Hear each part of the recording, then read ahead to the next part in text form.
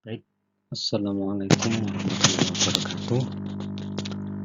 Bila pada materi sebelumnya kita membahas legal audit syariah melalui artikel-artikel, untuk kali ini selain via artikel kita juga akan membahas materi legal audit syariah dengan beberapa video. Ini akan saya berikan 2 video dan silakan nanti dilihat karena nanti akan ada tugas berkaitan dengan UTS. Ada 2 hal penting yang akan saya ulangi di materi ini. Yang pertama adalah mengenai opini audit, dan yang kedua materi hari ini contoh dari legal opinion dan cara melakukannya. Baiklah, saya lanjutkan mengenai 5 jenis opini audit.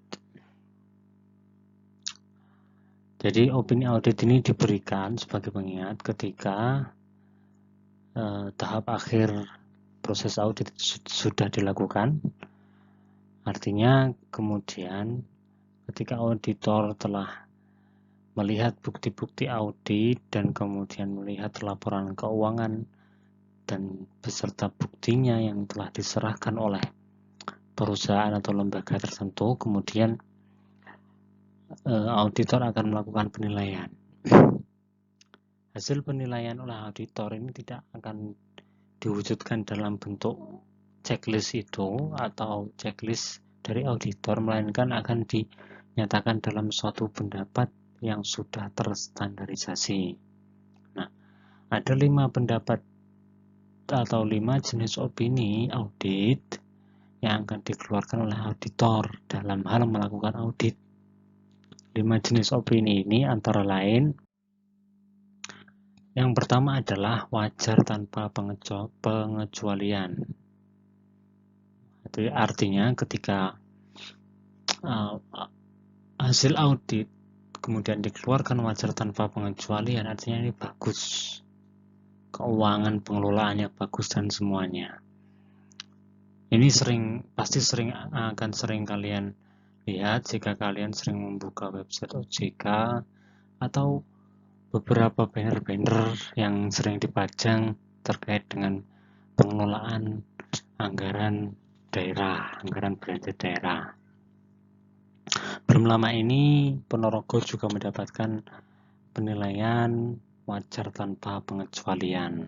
Apa maksudnya? Nah, ini yang akan kita bahas nanti. Selain wajar tanpa pengecualian, juga ada pendapat wajar dengan penjelasan. Kedudukan dari pendapat wajar dengan penjelasan dan wajar tanpa pengecualian ini sama. Yang membedakan adalah isi paragrafnya itu lebih panjang karena ada bahasa penjelas tertentu. Nanti alasannya juga akan kita bahas. Kemudian wajar dengan pengecualian. Nah, kalau wajar dengan pengecualian ini artinya ada periode tertentu atau bulan tertentu yang dinilai oleh auditor itu masih perlu diperbaiki. Jadi boleh diperbaiki.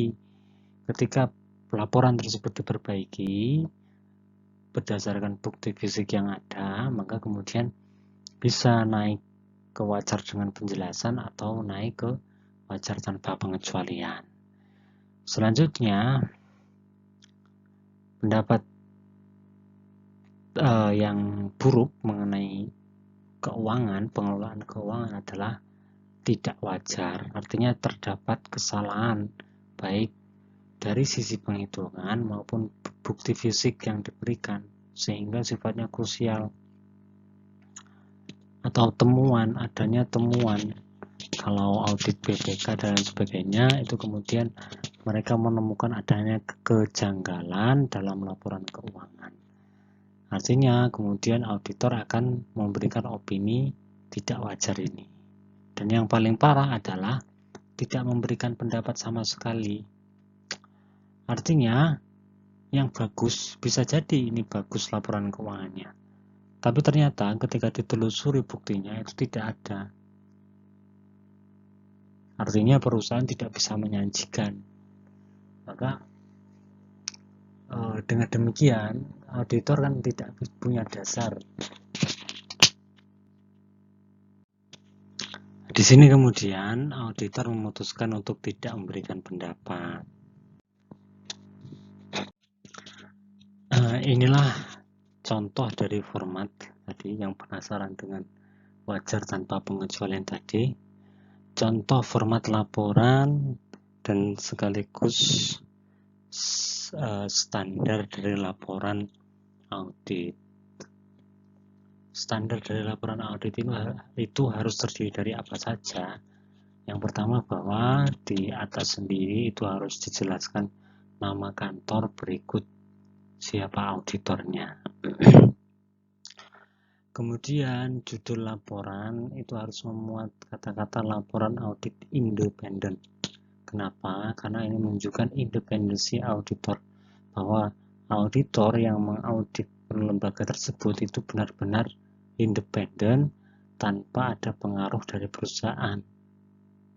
Jadi tanpa ada hubungan dari perusahaan. Artinya klausul dalam judul laporan juga mengindikasikan bahwa jika suatu saat ditemukan indikasi bahwa auditor tersebut disuap atau kemudian dipengaruhi oleh perusahaan, maka auditor bisa terkena sanksi. Begitu. Selanjutnya, alamat laporan. Isi dari alamat laporan ini, baik, selanjutnya setelah alamat laporan, maka kemudian tinggal isi dari laporan audit ini terdiri dari 3. Setiap laporan audit jenis apapun, baik yang wajar maupun yang tidak wajar tadi. Yang pertama adalah pendahuluan, kemudian ruang lingkup atau scope, kemudian paragraf yang berisi pernyataan pendapat. Paragraf pendahuluan ini umumnya berisi kalimat kami telah mengaudit. Jadi kalau dulu itu bentuknya kalimatnya adalah kami telah mengawasi atau memeriksa. Tapi biar tidak ambigu, maka kemudian kalimatnya distandarkan menjadi kami telah mengaudit. Berikutnya, kalimat berikutnya pada paragraf pendahuluan itu umumnya adalah berisi pembatasan mengenai kegiatan yang diperiksa itu mulai dari tanggal berapa sampai tanggal berapa. Artinya periodenya. Kalau dalam laporan keuangan adalah periode laporan keuangannya itu yang diaudit periode apa saja. Ada 3 bulanan, ada 6 bulanan. Kemudian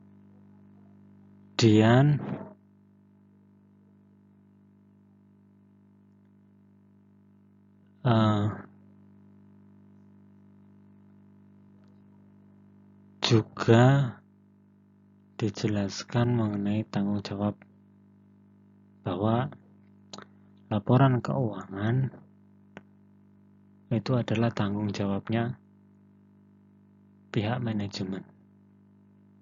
Yang artinya paragraf ini bermaksud menunjukkan bahwa laporan keuangan yang disajikan, disodorkan, dan bukti-buktinya kepada auditor itu semuanya benar tidaknya tergantung manajemen. Artinya tergantung perusahaan. Tugasnya auditor itu hanya memeriksa apakah bukti ini benar-benar valid dan isi dari laporan keuangan ini benar-benar valid. Jika menurut pengetahuan auditor itu sudah valid, maka ya sampai disitulah tanggung jawab auditor. Yang artinya bila terdapat pemalsuan bukti-bukti sedemikian rupa, itu bukan urusannya auditor. Selanjutnya, ada juga paragraf yang menyatakan bahwa tanggung jawab kami terletak pada pernyataan pendapat atas laporan keuangan berdasarkan audit yang kami lakukan. Jadi artinya, tanggung jawabnya hanya sebatas pernyataan pendapat ini berdasarkan bukti dan laporan keuangan atau sesuatu yang diaudit. Begitu. Semua paragraf pendahuluan ini formatnya sama, baik laporan wajar tanpa pengecualian maupun laporan jenis lainnya. Yang mungkin akan berbeda nanti adalah di paragraf ruang lingkup dan pendapat. Akan ada secara umum kalau ruang lingkup itu juga sama, namun ketika laporannya tidak standar atau lain, laporan wajar lainnya, maka kemudian paragraf ruang lingkup ini bisa ditambah dengan paragraf penjelas. Nah, kalau paragraf pendapat ini tentu isinya akan berbeda-beda. Ya, tergantung nanti pendapatnya apa. Kalau wajar ya wajar tanpa pengecualian atau wajar gitu saja. Kalau wajar dengan penjelasan, artinya ya isinya pendapatnya wajar, cuman setelah paragraf ruang lingkup nanti akan ditambah penjelasan. Untuk pendapat ini akan kita bahas nanti. Kemudian tanggal pelaporan selanjutnya adalah tanda tangan. Tanggal pelaporan ini juga harus dikasih tempat dan tanggal pelaporan, kemudian tanda tangan dari auditor. Selanjutnya setelah laporan audit wajar, jadi pendapatnya isinya wajar gitu, bahwa laporan keuangan dari perusahaan ini telah menyajikan secara wajar gitu. Nah, kemudian yang kedua adalah laporan audit wajar dengan bahasa penjelasan. Tadi sudah saya singgung bahwa perbedaannya itu ada tambahan paragraf penjelas khusus. Kenapa kok harus ditambah paragraf penjelas? Pertama, ada 3 alasan, sebenarnya banyak, tapi setidaknya ada 3 ini. Yang pertama, bahwa ternyata pendapat auditor itu didasarkan pada opini auditor lain. Contohnya, misalnya ada perusahaan dan anak perusahaan. Kemudian anak perusahaannya itu di negara Indonesia misalnya, itu telah diaudit oleh auditor wilayah Indonesia. Nah, kemudian hasil audit tersebut dikirimkan ke perusahaan pusat yang ada di Amerika. Google yang ada di Amerika misalnya, dengan Google yang ada di Malaysia. Hasil audit Google di Malaysia itu tadi kemudian dikirimkan ke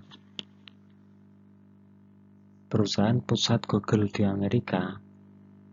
Nah, saat auditor Amerika itu melakukan audit, maka auditor sebelum menyatakan pendapat, dia harus menjelaskan dulu. Nah, penjelasannya di mana? Di laporan audit. Tuh. Kemudian ada kondisi darurat seperti pandemi saat ini. Jadi, semua perusahaan saat ini kan sedang mengalami penurunan.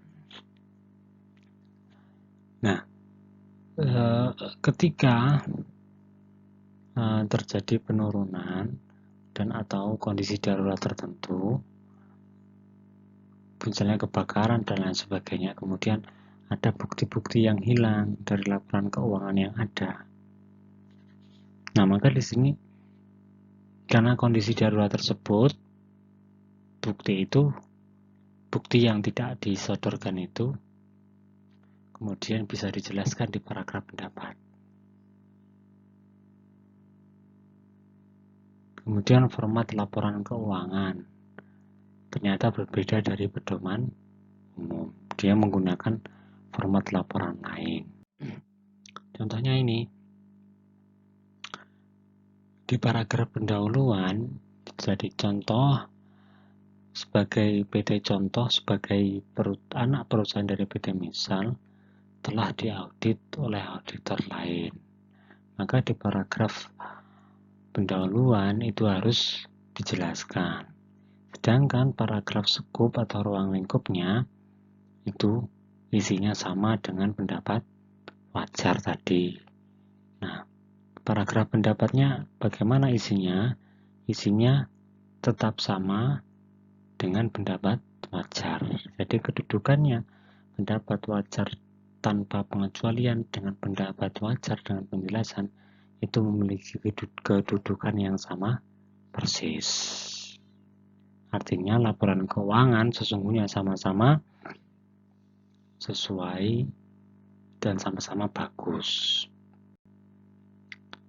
Selanjutnya, laporan audit wajar dengan pengecualian. Ini umumnya ada dua kondisi yang melatar belakanginya. Pertama, ternyata laporan keuangannya yang bagus, tapi buktinya kurang lengkap. Atau ditemukan adanya penyimpangan. Penyimpangan di sini kemungkinan ada berganti metode pencatatan secara tiba-tiba, kemudian menjadikan adanya selisih bila kemudian tidak menggunakan metode yang berbeda. Ini hanya bisa diketahui oleh auditor yang benar-benar paham dengan laporan keuangan.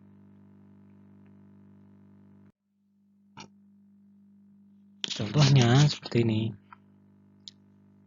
Paragraf pendahuluan dan ruang lingkup itu sama dengan contoh sebelumnya. Selanjutnya ditambah adanya paragraf pengecualian dan dijelaskan apa yang dikecualikan. Nah, contohnya itu seperti yang dijelaskan dalam catatan ke-10 atas laporan keuangan. Dalam tahun titik-titik, manajemen perusahaan melakukan perubahan terhadap metode penilaian persediaan dari metode LIFO ke metode FIFO. Ini hanya bisa dipahami oleh orang yang tahu akuntansi. Kemudian akibat dari perubahan tersebut, harga pokok penjualan menjadi naik sebesar 1 juta dan laba turun sebesar 1 juta. Meskipun penggunaan FIFO, nah artinya peralihan metode itu masih sesuai dengan prinsip akuntansi yang berlaku umum. Jika kemudian peralihan metode ini menjadikan perusahaan tidak mengikuti prinsip akuntansi yang berlaku umum, maka pendapatnya bisa lebih jelek lagi. Artinya kemudian auditor bisa menyatakan pendapat tidak wajar. Nah, karena peralihan metode ini ternyata masih sesuai dengan prinsip akuntansi yang berlaku umum, menurut kami perusahaan tidak memberikan alasan yang cukup beralasan dalam melakukan perubahan ini seperti yang diharuskan oleh prinsip-prinsip akuntansi yang berlaku umum. Menurut pendapat kami, kecuali perubahan metode penilaian persediaan yang kami uraikan di paragraf di atas, laporan keuangan yang kami sebut di atas menyajikan secara wajar, kecuali yang dijelaskan itu tadi. Itu ya. Kemudian adalah yang keempat, yakni pendapat tidak wajar. Nah, pendapat tidak wajar ini disebabkan karena kesalahan krusial, tipuan, dan lain sebagainya. Jadi pernah ada kasus adanya pengakuan pendapatan dari sesuatu kontrak yang sebenarnya itu masih dalam bentuk kesepakatan saja. Jadi misalnya kalian melakukan kesepakatan bahwa 2 tahun lagi rumah ini akan dijual. Nah, disepakatan hitam di atas putih. Nah, itu sebenarnya kemudian secara tidak langsung sebenarnya kan pihak yang akan membeli itu kan berhutang. Namun kan jangka waktunya itu 2 tahun. Dan itu masih dalam hitam dan putih. Berbeda lagi kecuali kalau kalian memberikan langsung hutang kepada orang lain, maka itu bisa diakui sebagai pendapatan. Namun ketika itu hanya hitam di atas putih, itu sebenarnya belum bisa diakui sebagai pendapatan. Karena jangka waktunya masih 2 tahun lagi akan dilakukan. Nah, ketika itu diakui, maka bisa jadi kemudian itu menjadikan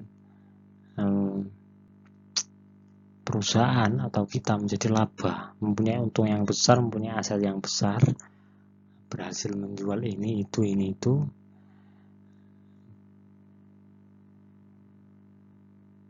Kemudian ternyata pasca itu tidak dibayar, kan beresiko. Contoh lain, ketika kalian jual beli pesanan, pesanan masih dalam rangka DP dan belum selesai, uang total itu sudah kalian akui sebagai pendapatan. Nah, ini bahaya dalam keuangan.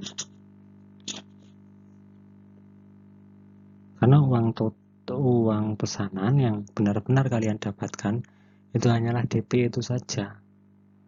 Sisanya kan belum tentu.